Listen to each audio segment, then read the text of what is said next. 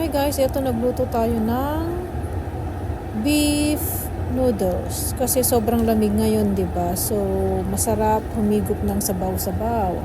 Kaya ito ganito ang niluto natin para mainitan ang ating sikmura.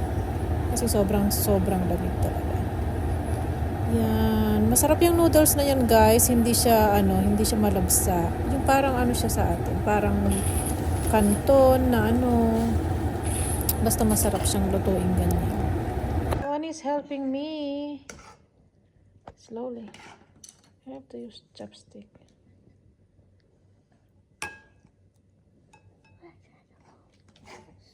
Watch it alone. I love to watch it. Okay. Okay, enough. See, that's one is food.